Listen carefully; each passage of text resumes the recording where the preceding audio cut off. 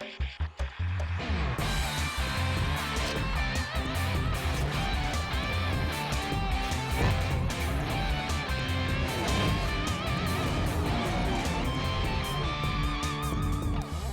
আমন্ত্রণ খেলাধুলা নিয়ে ইন্ডিপেন্ডেন্ট টেলিভিশনের নিয়মিত আয়োজন যত খেলায়, সাথে আছি মোহাম্মদ নাজিম। শুরুতেই জানাবো শিরোনাম। ওমান থেকে দুবাই, ব্যর্থতার বিশ্বকাপ মিশন শেষ হতশ্রী ব্যাটিংয়ে। অস্ট্রেলিয়ার কাছে ৭৩ রানে গুটিয়ে ৮ উইকেটে হারল বাংলাদেশ।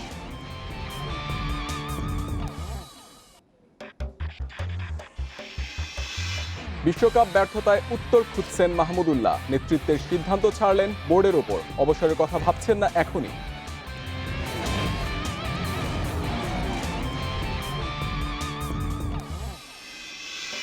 ভুলে ভরা বিশ্বকাপে ছিল না লড়াকু মানসিকতা। লিটন, আফিফ, সৌম্যরা ধারাবাহিকভাবে ব্যর্থ।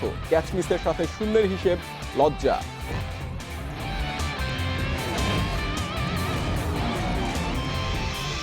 শ্রীলঙ্কায় ট্রফি জিততে মরিয়া বাংলাদেশ, অতীত ভুলে আগামীর ভাবনায় জামাল। লাল সবুজের দায়িত্বে অভিষেক রাঙাতে চান লেমস।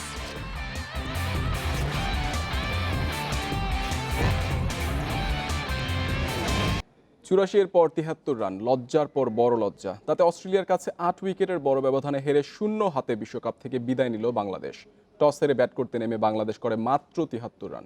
টার্গেটে নেমে মাত্র ৩৮ বলে জয়ের লক্ষ্যে পৌঁছে নিজেদের ইতিহাসের সবচেয়ে বড় জয় তুলে নিয়েছে অজিরা। রান রেটে সাউথ আফ্রিকাকে পেছনে ফেলে টেবিলের ২ উঠেছে অস্ট্রেলিয়া।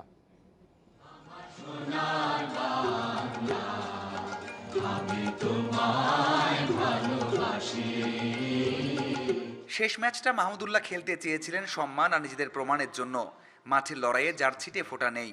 ব্যর্থতার কাতারে সবার আগে লিটন গোল্ডেন ডাকে ফিরলেন। বিপদ বাড়ালেন সৌম্য, নির্বিষ একটা বলে উইকেট বিলিয়ে আসলেন। দুবাই ইন্টারন্যাশনাল ক্রিকেট স্টেডিয়াম হঠাৎ যেন রূপ নিল মিরপুরে। ম্যাক্সওয়েল এসেই ফেরালেন মুশফিককে, যেখানে দায়টা বেশি মুশিরই। জোড়াচারে আশাবাদী করা নাইমও হতাশ করেছেন, ১৭ করে আউট হয়েছেন। আর আফিফ তো দিনকে দিন ব্যর্থতার প্রতিশব্দ হয়ে উঠছেন। টানা শূন্য, চূড়ান্ত পর্বের ৫ ম্যাচে সর্বোচ্চ ইনিংস ৭। শামীমকে নিয়ে ২৯ রানের জুটি করেন মাহমুদুল্লাহ, সেটা ইনিংসের বড় প্রাপ্তি। সর্বোচ্চ ১৯ রান করে শামীম ফেরার পর জ্যাম্পা ঘূর্ণিতে বালির বাঁধের মতো ধসে পড়ে টাইগারদের প্রতিরোধ। মাহেদী, মাহমুদুল্লাহ, মুস্তাফিজরা দ্রুত ফিরলে ৫ ওভার বাকি থাকতেই অল আউট বাংলাদেশ। স্কোরবোর্ডে মাত্র ৭৩, বিশ্বকাপে যা টাইগারদের দ্বিতীয় সর্বনিম্ন। প্রথমবার টানা ২ ম্যাচে ১০০-র নিচে অল আউটের লজ্জায় পড়তে হয়েছে। ১৯ রানে ৫ উইকেট নিয়ে টি-২০ বিশ্বকাপে অজিদের সেরা বোলিং ফিগারের মালিক এখন জ্যাম্পা। রান রেটে সাউথ আফ্রিকাকে পেছনে ফেলতে ৮ ওভারের মধ্যে জিততে হতো অস্ট্রেলিয়াকে। সমীকরণ মাথায় রেখে ব্যাট করেছেন ২ ওপেনার। তাসকিন অথবা মুস্তাফিজ কাউকে সমীহ করেননি ফিঞ্চ, ওয়ার্নার। মিরপুরে সিরিজ হারের প্রতিশোধের নেশা যেন ছিল তাদের ব্যাটে। ২ ওপেনারকে তাসকিন ও শরীফুল ফেরালেও অস্ট্রেলিয়ার সবচেয়ে বড় জয়ে বাধা হতে পারেনি।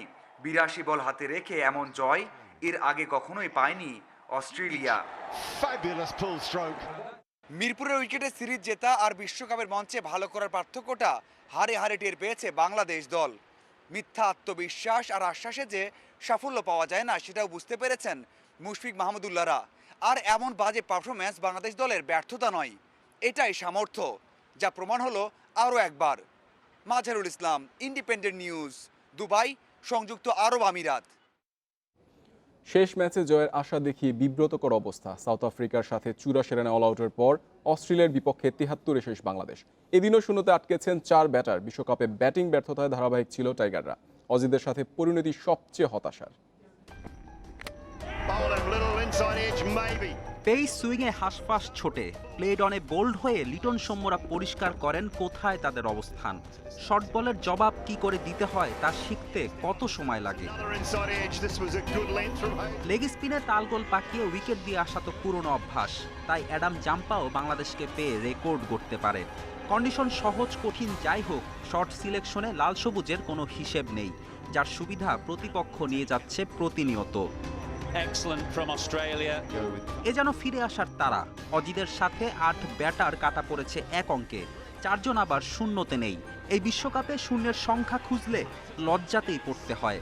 8 ম্যাচে 13টা শূন্য, গোল্ডেন ডাক 8টা। আফিফ মাহেদী দুজনেই 2 বার শূন্যের দেখা পেয়েছে। লিটনকে নিয়ে অতি সমালোচনায় আফিফ সৌম্যরা আড়ালে পড়েছেন, অথচ ওদের ব্যর্থতা দলকে ডুবিয়েছে।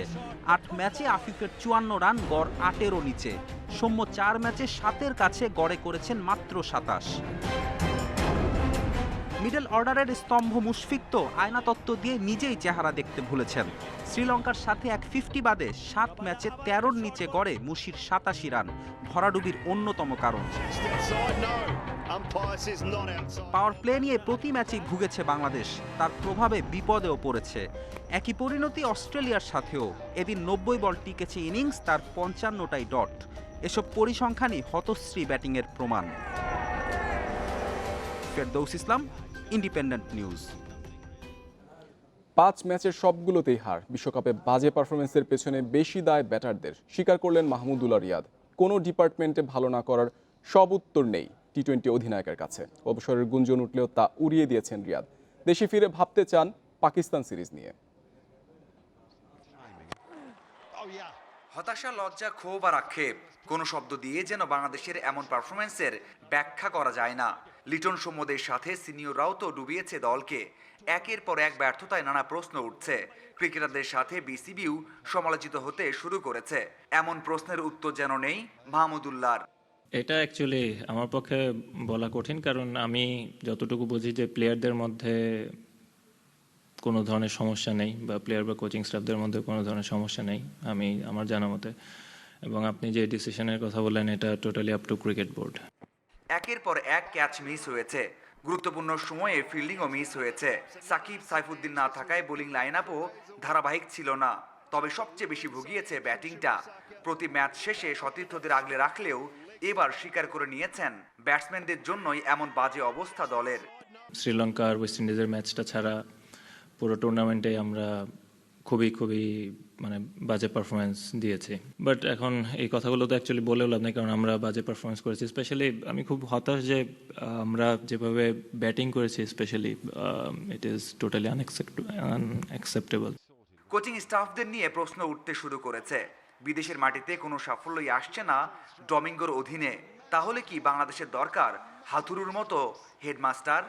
প্রতিটা কোচেরই ডিফারেন্ট ক্রাইটেরিয়া থাকে, ফিলোসফি থাকে কোচিং করানোর। হাতুরু সিং এর সময় যেরকম হয়তো বা একটু বকা জাগা হতো, বা হয়তোবা ও হয়তো এভাবে করে না, ও হয়তো বা একটু ড্রেসিং রুমটা কাম রাখার চেষ্টা করে। তো এক এক কোচের এক এক রকম স্ট্র্যাটেজি থাকে, ফিলোসফি থাকে।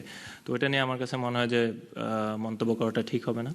টানা ব্যর্থতায় কথা উঠতে শুরু করেছিল মাহমুদুল্লাহর অবসরের। স্পষ্ট জানিয়ে দিয়েছেন এমন কোনো সিদ্ধান্ত নেবেন না এখনই। দ্রুত ঘুরে দাঁড়িয়ে পাকিস্তান সিরিজে ভালো করতে চান টাইগার অধিনায়ক। মাঝারুল ইসলাম, ইন্ডিপেন্ডেন্ট নিউজ, দুবাই, সংযুক্ত আরব আমিরাত। স্কটল্যান্ড ধাক্কা নাড়িয়ে দিয়েছিল শুরুতেই। ওই চাপ বয়ে মূল পর্বে এসে আরও বিবর্ণ পারফরমেন্স বাংলাদেশের। সমালোচনার কড়া জবাব দিতে গিয়ে উল্টো বিপাকে পড়েছেন মুশফিক, রিয়াদরা। চাপের মুহূর্তে লম্বা হয়েছে ভুলের তালিকা, আর জেতা ম্যাচ হাতছাড়া করে সঙ্গে হয়েছে চরম হতাশা। সব মিলিয়ে এবারের বিশ্বকাপ আরও একটা দুঃস্বপ্ন হয়েই থাকবে টাইগার ক্রিকেটে।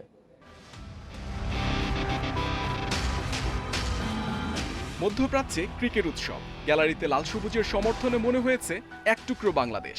বাঘের গর্জনে মাতার আশায় ভক্তরা এসেছেন, ফিরতে হয়েছে আক্ষেপ, হতাশা নিয়ে। র্যাঙ্কিংয়ের 6 থেকে বিশ্বকাপে আসা মাহমুদুল্লাহর দল স্কটল্যান্ডের কাছে হেরে শুরু করে ব্যর্থতার যাত্রা। ওই ধাক্কা সয়ে প্রথম রাউন্ড কোনো মতে পার করেছে, কিন্তু রেশ বয়ে বেরিয়েছে পুরো দল। প্রতিপক্ষ সামলানোর চেয়ে সমালোচনার জবাব দিতেই পছন্দ করেন 3 সিনিয়র। আয়না তত্ত্ব দিয়ে মুশফিকই যেখানে এগিয়েছিলেন। যারা এরকম কথা বলে থাকেন তারা নিজেদের মুখটা একটু আয়নায় দেখা উচিত, কারণ তারা বাংলাদেশে ফরে খেলে না, ফরে খেলে আমরা প্লেয়াররাই খেলি। সমালোচনা অবশ্যই হবে, খারাপ খেলেছে, বাট একেবারে ছোট করে ফেলা ঠিক না। আমাদের স্বপ্ন তো আমরা বলেই আসছি না, আবার স্বপ্ন কি প্রতিদিন চেঞ্জ হয় নাকি? উইন্ডিজ ম্যাচের শেষ বলটাই ধরা যাক। রাসেলের বল ব্যাটে কানেক্ট করতে পারেনি মাহমুদুল্লাহ। ওটাই এই বিশ্বকাপে ব্যর্থতার প্রতিচ্ছবি ধরা যায়। সামর্থ্যের সাথে পারফরমেন্সের যে কোনো মিলই নেই এখানে। টুর্নামেন্ট জুড়ে লড়াকু মানসিকতা খুঁজতে হয়েছে আলাদা করে। জয়ের যেসব সুযোগ তৈরি হয়েছিল তা নষ্ট হয়েছে। একাধিক ভুলের মাসুল দিয়ে মূল পর্বে শতভাগ হার বাংলার। চেষ্টা করেও যে হচ্ছে না, অসহায় আত্মসমর্পণের প্রতিক্রিয়াগুলো কষ্ট দিয়ে গেছে। ইচ্ছাকৃত কেউই তো খারাপ করে না, কিন্তু হচ্ছে না ট্রাই করা সত্ত্বেও। আমি শিওর যে 110% দিচ্ছি সবাই সবার জায়গা থেকে। সবার ভিতরেই আছে, চেষ্টা আছে মানে ভালো কিছু করার, হচ্ছে না আসলে, এই জন্য একটু প্রবলেম হচ্ছে। টি-20তে মোমেন্টামই সব, কাছে পেয়েও ধরে রাখতে পারেনি টিম টাইগার্স। শ্রীলঙ্কা কিংবা উইন্ডিজ দুটো জেতা ম্যাচই হেরে তলানিতে নেমেছে বাংলাদেশ। উইকেট না বুঝে ভুল কম্বিনেশনের রোগ এখানেও তো বয়ে বেরিয়েছে ম্যানেজমেন্ট। গোটা দশেক ক্যাচ ছেড়ে লজ্জার শিরোনামগুলো শুধুই ভরাডুবির গল্প বলেছে। ডজনের বেশি শূন্যতে যা পরিণত হয়েছে দুঃস্বপ্নে, সেটা তাড়িয়ে বেড়াবে, প্রভাব থাকবে বহুদিন। Muhammad Nazim, independent news. Football প্রসঙ্গ, শ্রীলঙ্কায় 4 জাতি টুর্নামেন্টকে সামনে রেখে 23 সদস্যের দল ঘোষণা বাফুফের। দলে নতুন সদস্য নবাব ও ফাহিম, থাকছে না তারিক, বিশ্বনাথ, বিপ্লুর মতো 6 অভিজ্ঞ ফুটবলার। স্বল্প সময়ের প্রস্তুতিতেও ট্রফির স্বপ্ন বাংলাদেশের। সিশেলসের বিপক্ষে প্রথম ম্যাচ জয় দিয়ে রাঙাতে চায় কোচ মারিও লেমস। সাফ চ্যাম্পিয়নশিপের আগে যেই প্রশ্নের মুখোমুখি হতে হয়েছিল বাফুফেকে, শ্রীলঙ্কায় 4 জাতি টুর্নামেন্টের আগেও ঘুরে ফিরে একই প্রশ্ন। শিরোপা জিততে পারবে কি বাংলাদেশ? পারবে তো জামাল তোপুরা?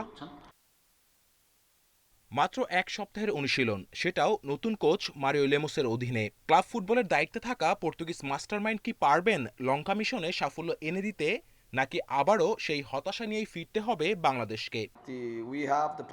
সময়টা খুব কম পেয়েছি, এরই মধ্যে যতটুকু পেরেছি খেলোয়াড়দের আত্মবিশ্বাস বাড়ানোর চেষ্টা করেছি।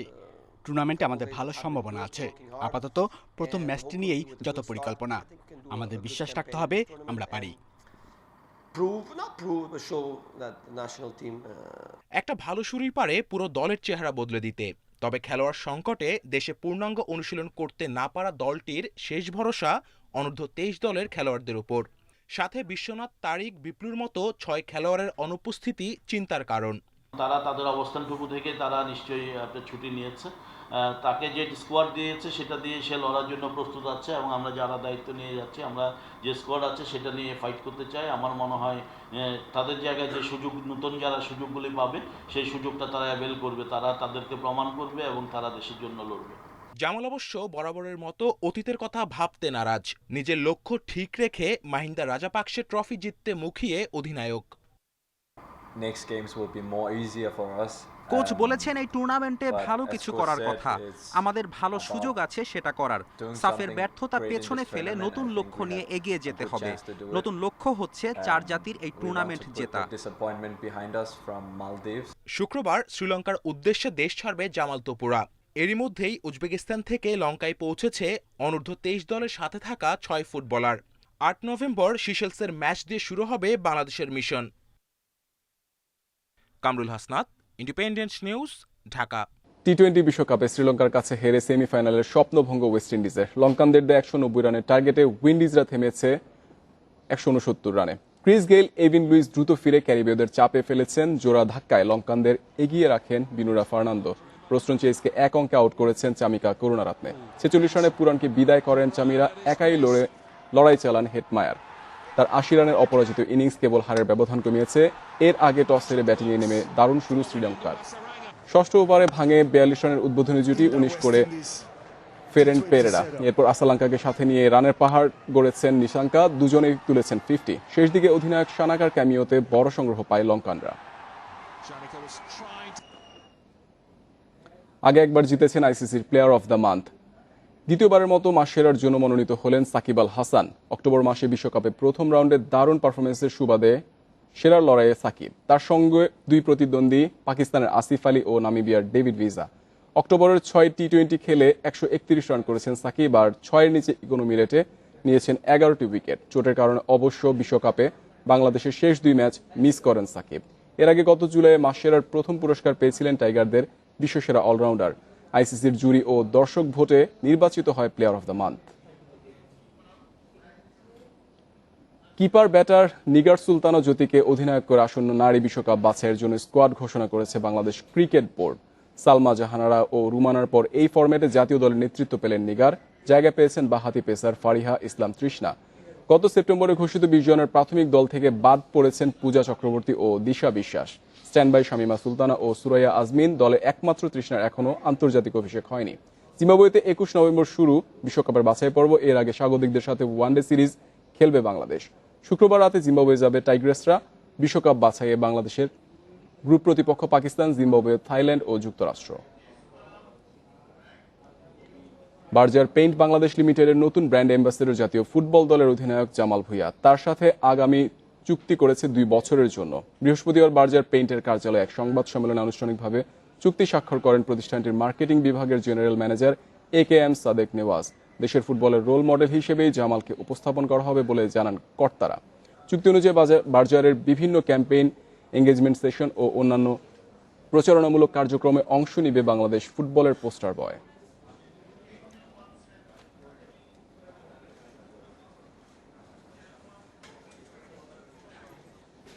এই ছিল আজকের যত খেলা। ইন্ডিপেন্ডেন্ট টেলিভিশনের সব খবর আরও বিস্তারিত জানতে চোখ রাখুন ফেসবুক, ইউটিউব ও টুইটারে। আমন্ত্রণ পরের আয়োজনে।